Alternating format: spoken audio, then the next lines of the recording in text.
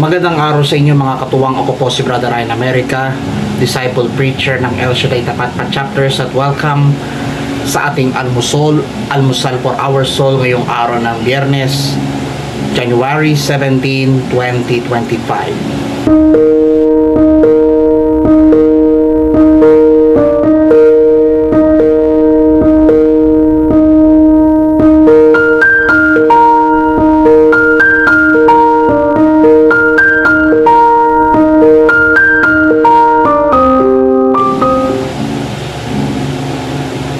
Ang mabuting balita ay Mark 2:1-12.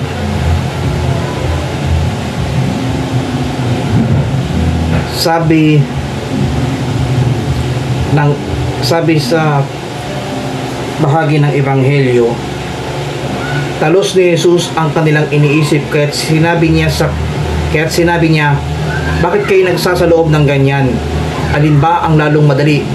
Ang sabihin sa paralitiko, ipinatatawad na ang mga kasalanan mo, o ang sabihin, tumindig ka, dalhin mo ang iyong higaan at lumakad ka? Patutunayan ko sa iyo na dito sa lupa ang anak ng tao ay may kapangyarihang magpatawad ng mga kasalanan. Sinabi niya sa paralitiko, tumindig ka, dalhin mo ang iyong higaan at umuwi ka. Very popular trending para sa Friday na ito. Rise up and walk. O di kaya get up, pick up your mat and walk. Yan po ang napakadaling himala o pinakamagandang miracles ng Panginoon na ginawa sa isang paralitiko. And think about it mga katuwang, dahil sa pagpapala na ibinuhos ng Panginoon, doon gumawa ang pagkilos ng kapangyarihan. At napakadali sa ating ang himala na galing sa Panginoon.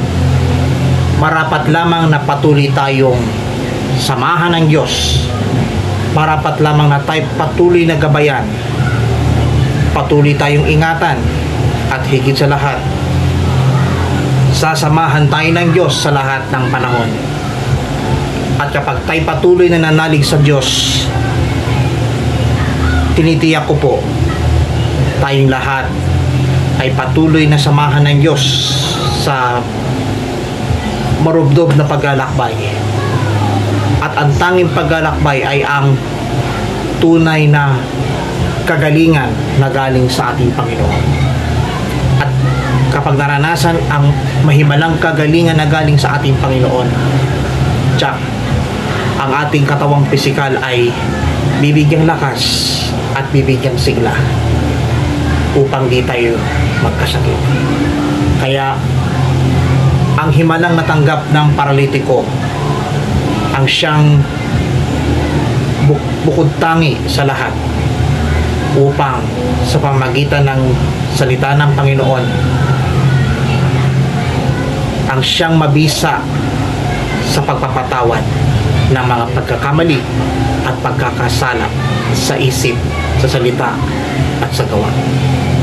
Kung nagustuhan niyo po ang video na ito at mapagpala, pass to others.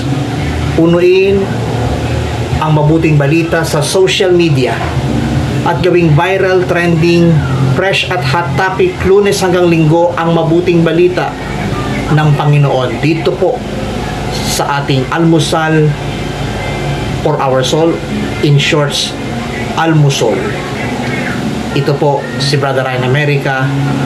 Patuloy tayong samahan ng ating Panginoon.